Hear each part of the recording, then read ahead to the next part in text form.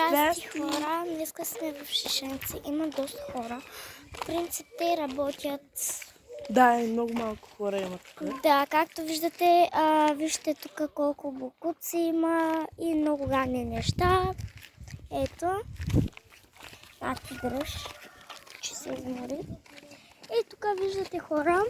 Между другото, оттам тук има в Шишенци една страшна къща. Да, ето вижте какво е Шишенци, малей.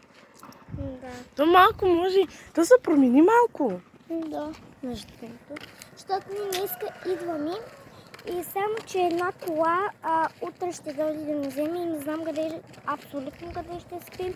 Тук имахме една прабаба, нали? Да. Добре, че взехме ключа. От години го пазим. И освен днеска там да спим. Да. Тая е моята братовчетка. Да. До вечера ще прави на 12 годишна, сега е на 11,5. Ще бъде весело. Да, и след това с всички коли ще се съберем и ще тръгнем от Шишенци до България пак. И когато свърши рождения ден, пак ще вървим в Шишенци. Да. Какво се мъртва Боже.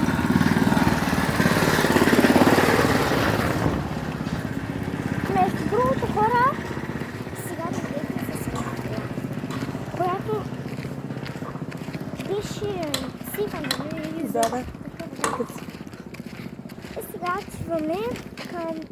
Това сега е улица.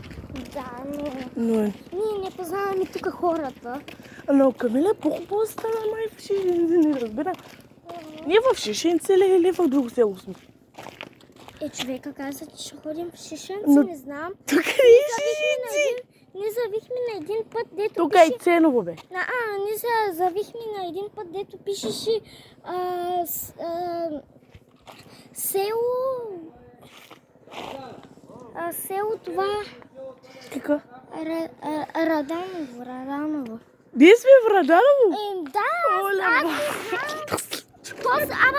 и бадяла заминаха 50 лева. Бадяла... Давай да се връщаме, бе. Къде те с кола? Тя няма, тя отиде чак до Ценово пак, че утре ще ни вземе. Какво тук да правя? Той просто Раданово. Не знам откъде ще намерим. Коли, всичко... Не знам какво. Много странни хора. Да, Добре, сега къде отиваме? Аз не знам. Кажи. аз не знам къде са улици. Викаме. Там е страшна края, но е затворена. Не, виж, аз ще ти покажа къде е. Намерих ми. Обърни на обратна камера, ще обърнем.